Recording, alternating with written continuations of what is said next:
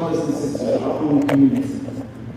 Because both are equally important, and without one, we can't have the other, and without the way we look at how we treat each other, which is the second part, our overall da'wah will also fail, which goes hand in hand with what our leader, Sheikh Arslan, talked about, tasdeeq nafs. How we treat our own hearts is as important as how we also treat one another. It's very important to talk about inshallah ta'ala. When we look at how we treat the larger community that we live in, here in, let's say, the Dallas area, or Texas, or the United States of America, or America in general, servitude to Allah subhanahu wa ta'ala comes in many ways. And one of those ways is service to His creation. Service to His creation. The Prophet sallallahu alaihi wasallam said that work is ibadah. Work is worship. Sincere work and sincere effort is worship. And here, living as a minority in a country that does not understand Allah subhanahu wa ta'ala, that does not understand what's going on with the world around them, that does not understand the purpose of their own life, it should cause us concern. If we look at the world today, and it is on a very speedy fast track towards 3Ds. Number one, we see the world that we live in today is steeped in depravity. Steeped in depravity. Nobody cares about right or wrong anymore. Nothing about honor or dignity or truth. It matters anymore. Steeped in depravity. The world we live in today is also steeped in debauchery. All kinds of evils and things that you can't say inside of a masjid going on around us today.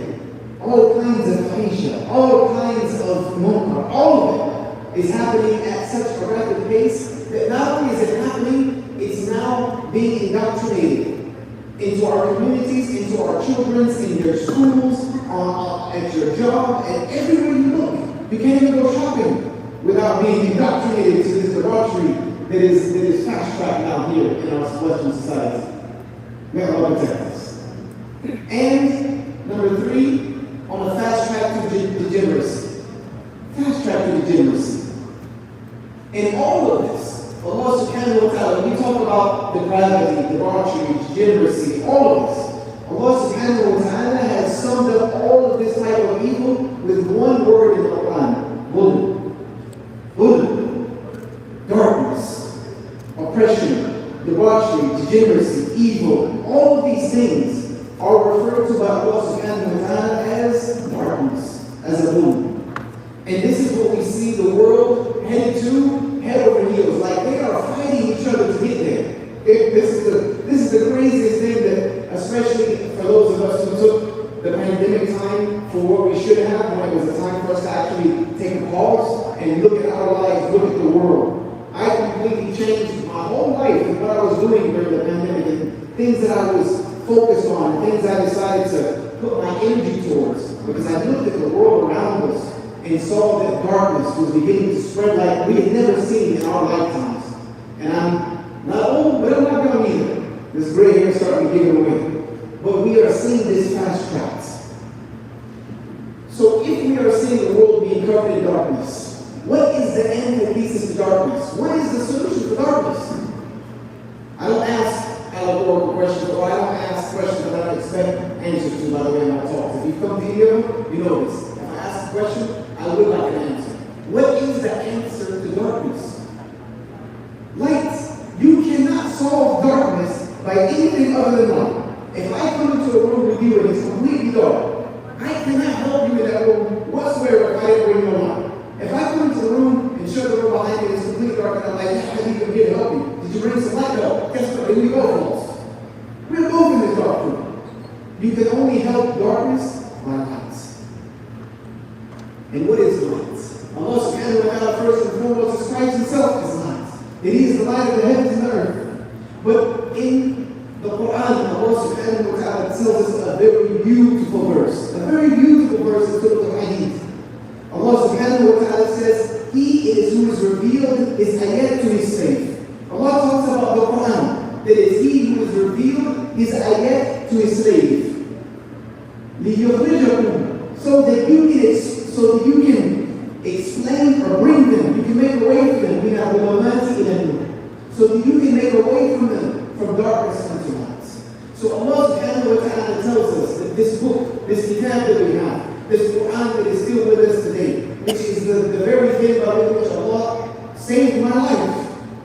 People ask me how did I come to Islam, and I used to tell this whole long hour-and-a-half story, you know what I mean? Like, in my younger days, I don't have time for that anymore. I say the Quran.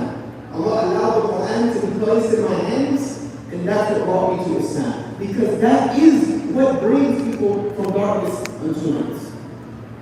And Allah says in Surah Al-Hadid, we have revealed these ayat to you, to our slave, so that it can be a way for people, from darkness into light.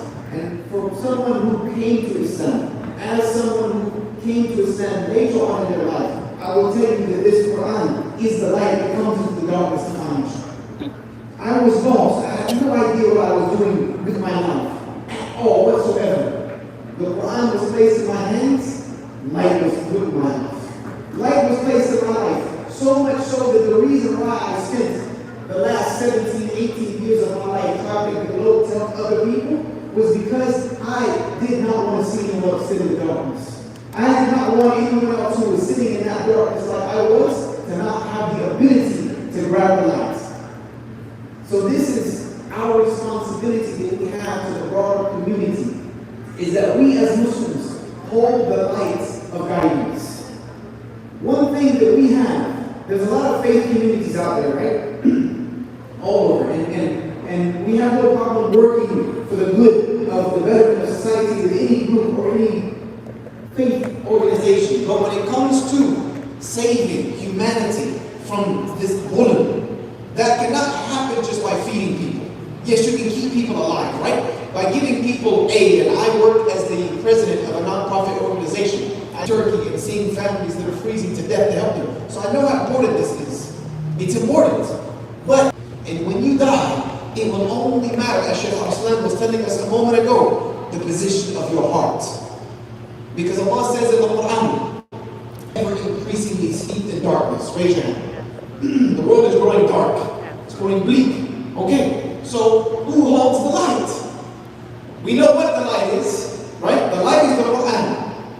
And that Quran, the Prophet ﷺ, during his farewell sermon, right? One of the most sound narrations we have from the Prophet ﷺ. If we don't know he said anything else, we know for sure he said this one. He said, I leave behind two things for you. If you hold on to them, you will never go astray. He said, first is Kitab Allah, the book of Allah. It is a rope extending from the heavens, where Allah subhanahu wa ta'ala is above, and the other end of it is in your hands. That is the Quran. There is no faith group on the planet Earth